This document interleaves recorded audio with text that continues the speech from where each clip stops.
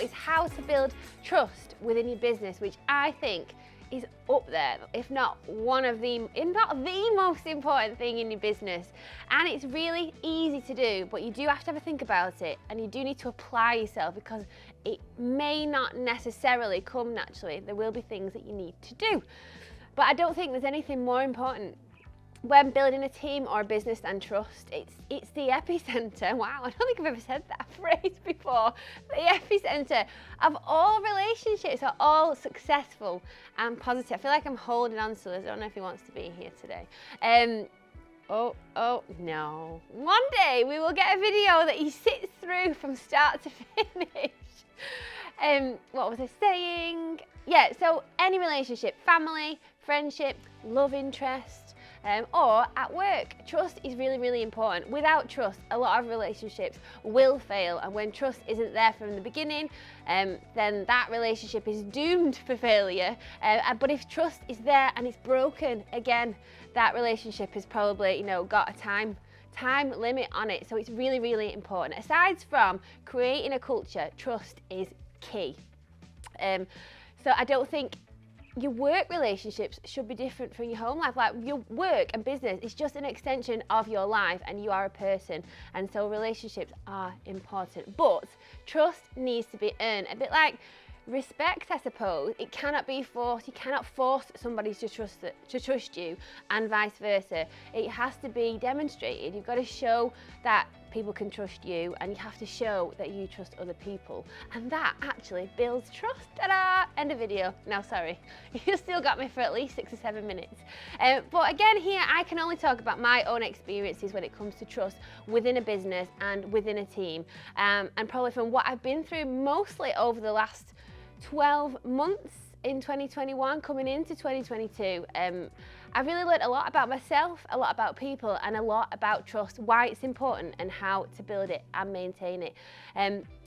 And I feel like I finally figured out how to trust, which doesn't come easily to me as a person or a business person for various different reasons. I think there's a lot of people in the same boat, but yeah, so that's why I wanted to talk about it. But if you're a business owner, you'll understand it when I say that your business is your baby.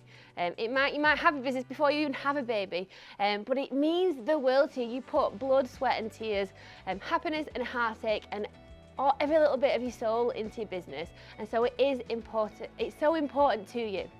But that does mean that it can be really hard to let other people in, and to let go of certain things, because you want to do everything, because at the beginning you did do everything. When other people come into your business, you've got to let them in. You have to let your walls down, and you've got to let them do other stuff. The jobs that you've hired them to do, you have to actually let them prise your little fingers off whatever it is they're there to do, whether it's marketing, social media, delivering the service, whatever it is, you've got to let them do it. If you don't, and I think I have probably fallen foul of this in the past, it can end up a bit micromanaging. You've got your fingers in every pie, you're sticking your nose into everybody's day, and it can get a bit annoying, and it makes people feel like you don't trust them, and that isn't nice for anybody. So the best way for your team to trust you is for you to trust them, but show that you trust them. Demonstrate trust to them, and then you'll get it back in heaps. So give out responsibility, let people do things, delegate tasks to them, and let them fly, let them run with it. Don't get involved. You can always be there waiting in the wings to catch them if they fall, or to give reassurance, or if things go wrong you can help pick up the pieces, but just butt out. Don't stick your nose into everything. Give them tasks and responsibility and accountability to do things.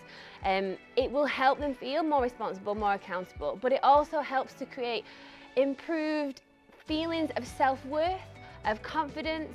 It helps to build resilience, and it helps to create a feeling of independence, and therefore people feel like they can achieve more things, that they're positively moving forward and developing and learning, and they're succeeding, and those positive feelings of success and achievement and self-development, self-worth and confidence will not only benefit those people, but they'll also benefit you, because that person will be happy and high performing, they'll be efficient, there'll be less absences and sickness, they'll be getting through so much more work, they'll be progressing through your business, taking on even more responsibility that will help you, because you'll be able to just go and take a few things off your crazy to-do list. But it will also mean that you'll get through more work, you can build your team, you'll get more customers, you make more money. So everybody's happy, including your customers. This is why I feel so passionately about trust, because it sounds like something really, really small, but the ripple effects of creating trust are endless and so positive. So I just really wanted to get that message across to you. I want you to know that I understand how you feel. It is scary. You'll be hovering on the sidelines, probably making people feel nervous. Take yourself away into a different office. Don't be in the office. Let people do their job. I think you'll be really surprised in a really, really good way. Another way of building trust is open communication and honesty. Regular feedback, information, transparency, inclusion, a collaborative working environment and a way of working.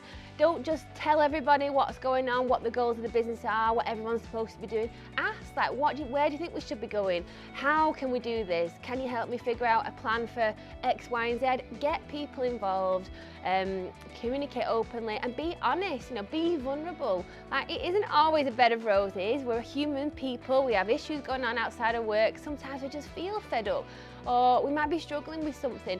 But share certain things with people. Don't be a cold, standoffish robot. Be a human person with vulnerabilities, and again, that will help to create trust. You'll be so pleased that you did it.